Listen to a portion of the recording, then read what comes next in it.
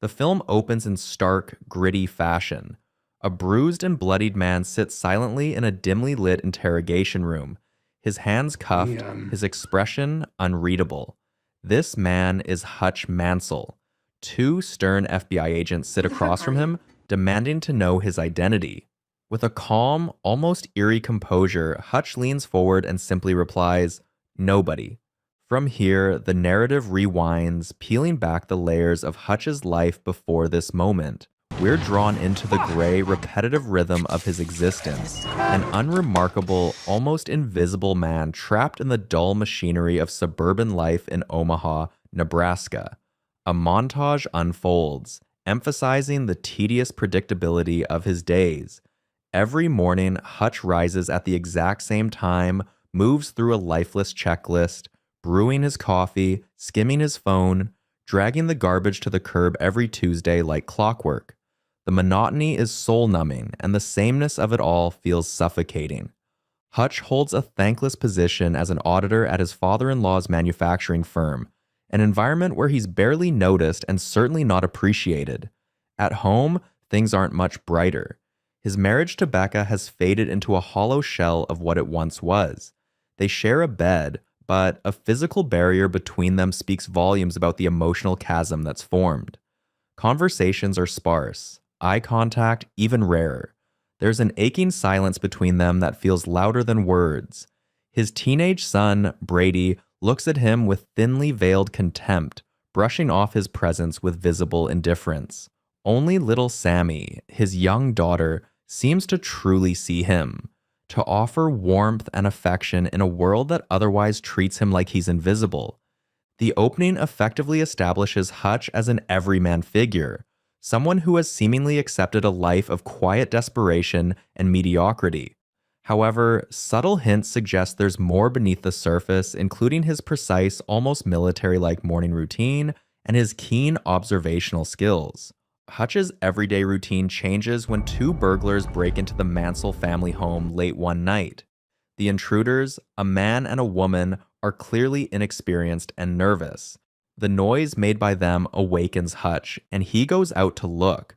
They're primarily after cash and small valuables. After checking on his kids, Hutch discovers the burglars in his living room and takes out a golf club to defend himself. Put the phone down. Since they are only after cash, Hutch doesn't resist. But before they could leave, Hutch's son, who also heard the commotion, attacked the man. Hutch has a clear opportunity to attack the female intruder with the golf club. However, in a moment that defines his character's internal conflict, Hutch hesitates and ultimately allows the burglars to escape rather than resort to violence. Brady witnesses this moment of apparent cowardice and is visibly disappointed in his father. Later, the police are involved and leave them after a bit of investigation. After everything settles down, they all go to bed, but Hutch is unable to sleep, constantly thinking about the incident. Annoyed, he leaves his room to go to sleep on the couch, and this is when his daughter Sammy comes and lies down with him, wishing for a cat. The next morning is the same as usual, but the night incident has stirred something inside him. When he goes to work, his brother-in-law, Charlie Williams, shows disappointment in him for not taking out the burglars when he had the chance. Hutch sighs, saying that all he wanted was for the damage to stay minimal. Signed, Charlie tries to give Hutch a gun for his protection, in case something similar happens in the future. Hutch takes it, but hides it in the freezer. But soon stopped by his father-in-law, Eddie Williams, who was informed about the situation by Becca. He tries to sympathize with Hutch, saying that he did the best he could do, considering he is he.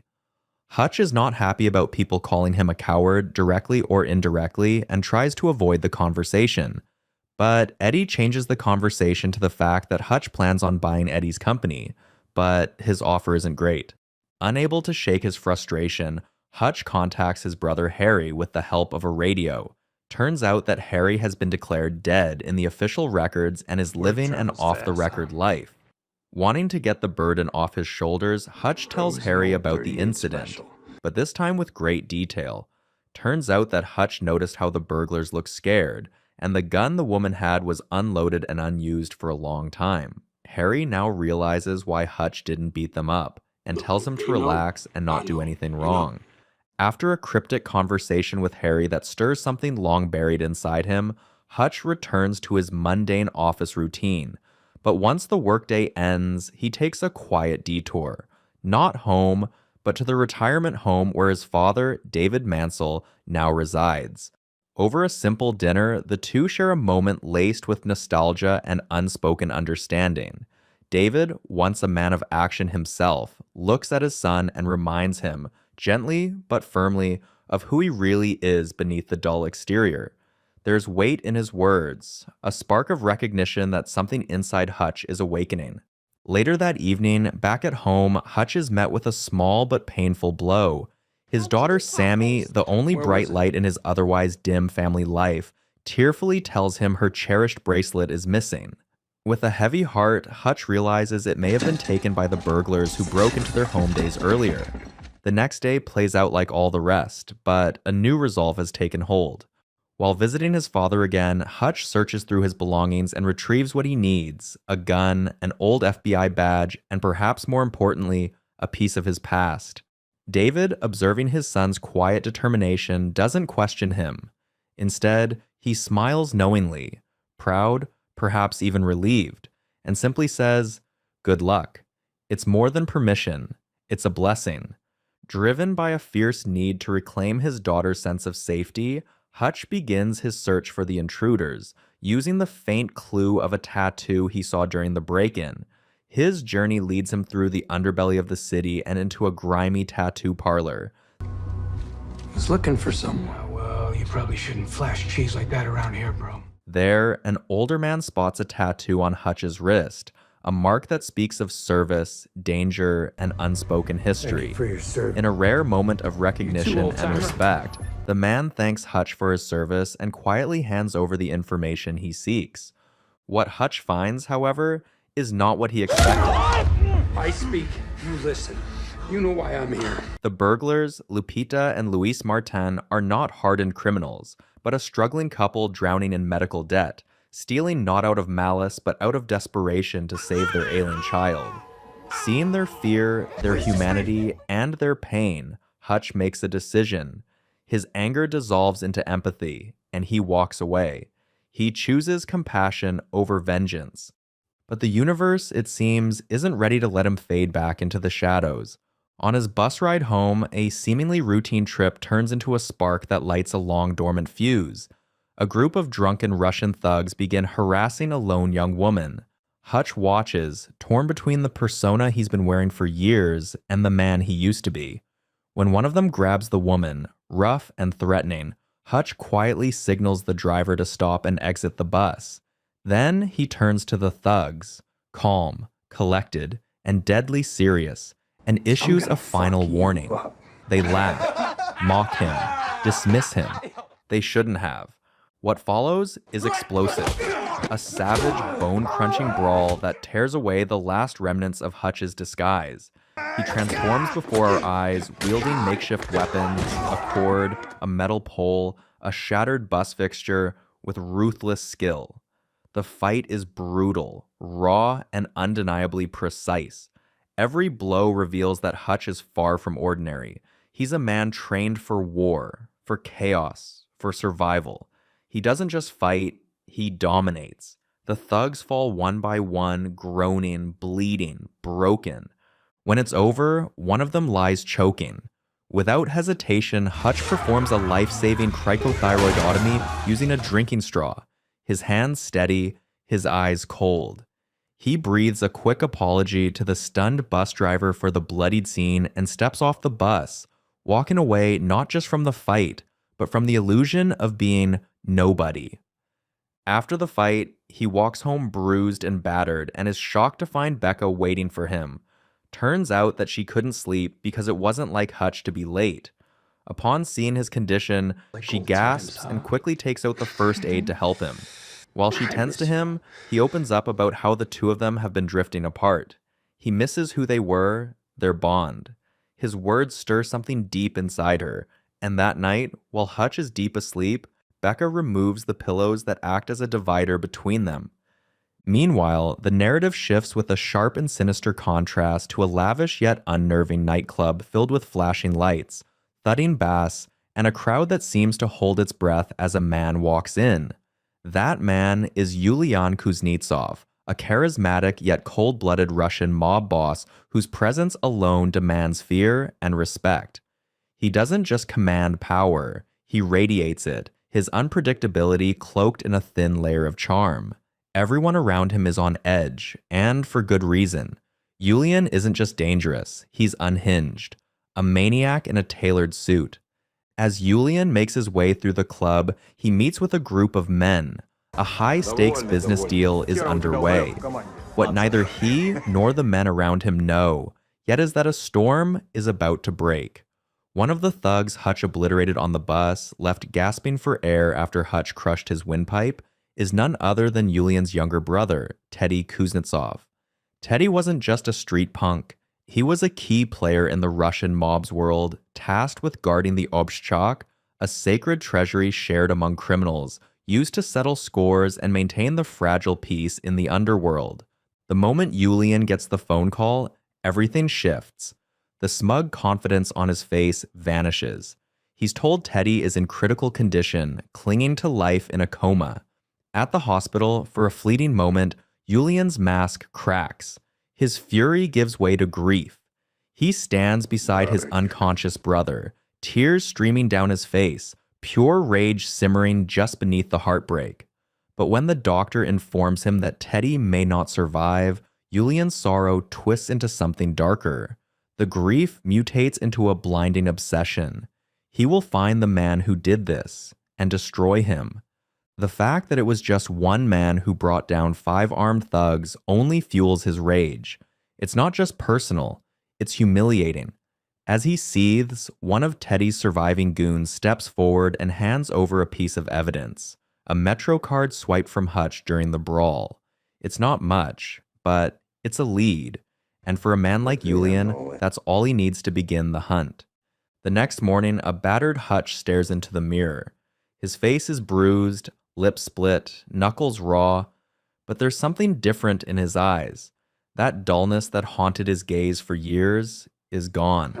He looks alive. The fire in him, once extinguished by the slow death of routine, has been reignited. Over breakfast with his family, he tries to play it cool, but a sudden call rattles him. It's from Harry, his half-brother, and they were never supposed to speak over landlines, ever. Before Hutch can question him, Harry cuts him off sharply. He's clearly amused, maybe even proud of Hutch's violent outburst on the bus, but the tone quickly shifts. He warns Hutch that Yulian Kuznetsov is coming for him. The Russians won't let this go. They can't. Hutch is told to reach out to someone called the Barber, a man who might be able to help. But Hutch, stubborn and not yet ready to follow orders, ends the call. When little Sammy innocently asks who called, Hutch pastes on a smile and lies, "Someone from work." The rest of the day plays out like a haunting echo of his former life. But as he sits at his desk, his phone buzzes with cryptic messages from an unknown number. Likely Harry again, urging him, no, pressuring him to go meet with the Barber. With a weary sigh and a reluctant resolve, Hutch finally gives in. Whatever this world is pulling him back into, it's already too late to turn back. The Barber is a sharp man, and when Hutch asks about Yulian Kuznetsov, he hands Hutch a file. He tells him that Yulian is a connected, funded sociopath with resources to make things complicated. On the other hand, Yulian has hired a professional to track down Hutch. With the help of a United States Department of Defense official, they uncover Hutch's past, which is hidden in secret files with the name Nobody on it. Realizing that Hutch is much more than he portrays, Yulian orders his men to capture Hutch alive. After meeting with the Barber, Hutch heads home and, over dinner, tells his family that they will go to Italy for the summer. They are all happily having dinner together, when Hutch looks out of the window and sees several cars fast approaching. Realizing that Yulian has caught up to him, he quickly hides his family in the basement, kisses Becca, and leaves to deal with the mess. Because of his past, he knows how to deal with such situations and is successfully able to injure half of the intruders. Before one of them uses a taser on him and is captured. Trapped in the trunk of a moving vehicle, Hutch stirs back to consciousness. Darkness surrounds him, the cold bite of metal handcuffs cutting into his wrists. But there's no panic, just quiet calculation. Without hesitation, he makes a brutal choice. He dislocates his thumb to slip free of the cuffs. Wincing but focused, he gropes around in the confined space and locates a fire extinguisher. With one swift motion, he unleashes it, flooding the car's interior with blinding white fog. The chaos causes the driver to lose control. The vehicle swerves, crashes, and rolls, metal crunching, glass shattering, until silence settles once more. When the dust clears, Hutch emerges from the wreckage, battered but unbroken. One of the surviving attackers, bleeding and bewildered, demands to know who he is. Hutch looks him dead in the eyes and, with the same chilling calm from the beginning, says, "Nobody." Then, in a low, resolute voice, he adds that he once held a title feared across nations, an auditor, a deadly fixer used by the U.S. intelligence community to clean up the worst of the worst. His job was simple: eliminate the irredeemable, and he was very, very good at it. Leaving the corpses behind, Hutch runs. On the way home, he places a grim call to his father, warning him that things have taken a sharp turn for the worse. This is no longer just about revenge. It's about survival. When Hutch steps back into his house, it's like walking into a war zone. The walls are streaked with blood, and the bodies of more intruders lie motionless on the floor. The violence has arrived at his doorstep. He stares at his reflection in the mirror, breathing heavily, face cut and bruised, and something clicks. There's no more pretending, no more hiding. The illusion of normalcy is shattered. If he wants to protect his family, he has to end this, all of it, before it ends them. He showers quickly, scrubbing the blood off his body, but not the violence from his soul. There's no time to linger. He gathers his family, guides them to the car, urgency thick in his voice. Becca, his wife, finally asks for the truth. She wants to understand what's happening, who he really is. Hutch looks at her with weary eyes, full of love and regret, and promises her answers later. Remarkably, she nods. She trusts him, even now. Without another word, she drives away with their children, leaving Hutch behind to face the storm alone. Once they're gone, Hutch heads to a hidden corner of the basement and retrieves a long-forgotten cache of weapons, gold bars, and wads of cash. As he opens the vault, his mind drifts back to a man named Alan, one of the last targets from his previous life. Alan had skimmed $3 million from a U.S. military base in Rivolto, Italy. Hutch had been sent to eliminate him. But something about Alan, his remorse, his genuine grief for his mistakes, made Hutch hesitate. For the first time, he let a target live. A year later, driven by doubt, Hutch went to find him again, fully expecting to discover betrayal, criminal relapse, something that would validate his original mission. But instead, he found peace. Alan had turned his life around. He was living in Boise, Idaho, married to a kind woman, raising her 2 daughters, walking a dog, smiling in the sunlight. He had chosen happiness, and it had stuck. And as Hutch watched from afar, something inside him twisted. Not anger, not suspicion, envy. That simple life, one Hutch had never dared to believe he deserved, was real for someone else. After that, Hutch walked away from it all. He resigned, turned in his weapons, and tried to build a life of quiet breakfasts, trash day routines, and birthday cakes. His superiors warned him he'd never make it. They told him the calm would never last, that men like him weren't built for peace. But Hutch tried. As he stands now in his empty home, his last sanctuary, he glances around at the remnants of the life he fought so hard to build. And there, under the edge of the sofa, something small and absurdly innocent glints in the light. Sammy's bracelet. The very thing that started all of this. He picks it up, laughs bitterly, and mutters a curse. All of this death, destruction, and chaos because of a bracelet. And yet, as he prepares to walk away, he knows deep down that this wasn't just about the bracelet. Not really. The truth is, part of him always knew that this quiet life wasn't meant to last, that the calm was temporary, borrowed time. Still, it had lasted longer than he ever thought it would. That, at least, was something. Moments later, he watches as flames engulf his home, his former life reduced to ash. There's no turning back now. Meanwhile, 2 assassins arrive at the retirement home to kill David, but him being a retired FBI agent discreetly kills them. With the gold, Hutch buys his father-in-law's metal fabrication factory. On the other hand, Julian learns about the death of the men he sent to capture Hutch. The next morning, when workers arrive at the factory, they find that it has been shut down for maintenance and leave, not knowing that inside, Hutch is busy setting up booby traps. Harry is furious at him for messing with the Russians, but knowing that they came after his family, after his dad, he knows that he needs to end this for once and for all. With everything set in motion, Hutch makes his move. The traps are laid, the stage is prepared. He storms the Russian mafia's heavily guarded headquarters like a one-man army with a mission, and sets their obshchok money ablaze.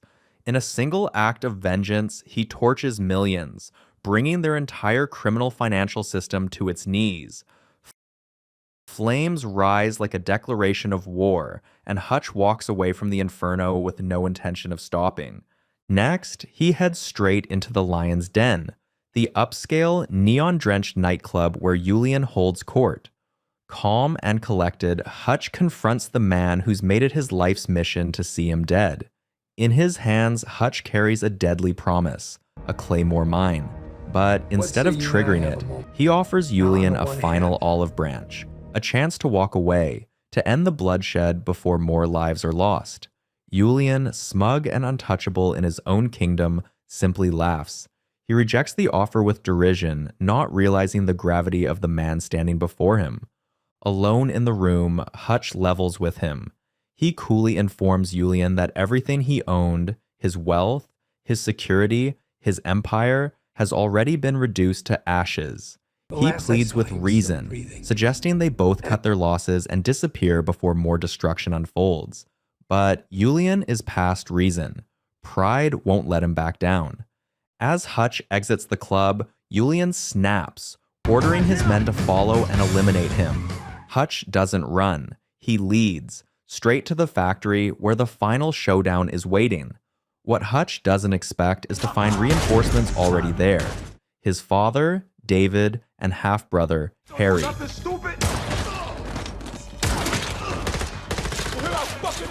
Both armed and ready. David, with a glint of mischief in his eyes, confesses that the quiet life wasn't all it was cracked up to be.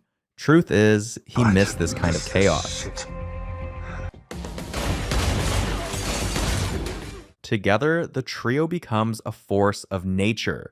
Wave after wave of Russian hitmen descend on the factory, but they're met with unrelenting resistance. The traps Hutch rigged earlier are set off in brutal, brilliant succession. Flames, tripwires, explosives. Father, son, and brother fight side by side in a storm of bullets and fire, moving like a unit that's done this before.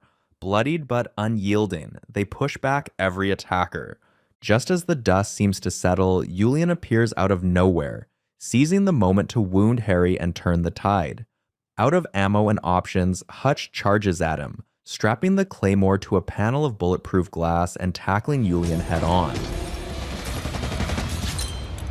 The explosion rips through the room, shielded just enough by the glass to spare Hutch's life. Julian, however, isn't so lucky. His reign ends in fire and fragments. Sirens wail in the distance. Police are on their way. Knowing what needs to be done, Hutch urges his father and brother to flee while he stays behind to handle what comes next. As they escape into the night, Hutch takes a breath and leaves a heartfelt voicemail for Becca. In a rare, vulnerable moment, he tells her how much she means to him, how she was the only real light in the hollow, colorless life he tried to convince himself he wanted. He owes her everything. Before the authorities arrive, he rescues a kitten, a symbol of innocence in the midst of wreckage, and then walks calmly toward the flashing lights and drawn weapons. The film comes full circle. We return to the stark, sterile interrogation room where Hutch sits in handcuffs, facing two bewildered agents. They ask the question again. Who are you? He meets their gaze and repeats the only answer he has ever truly given. Nobody. Before they can press further, simultaneous calls light up their phones. Their expressions shift from confusion to sudden deference. Without explanation, Hutch is released. No charges, no questions. Just a free man once again.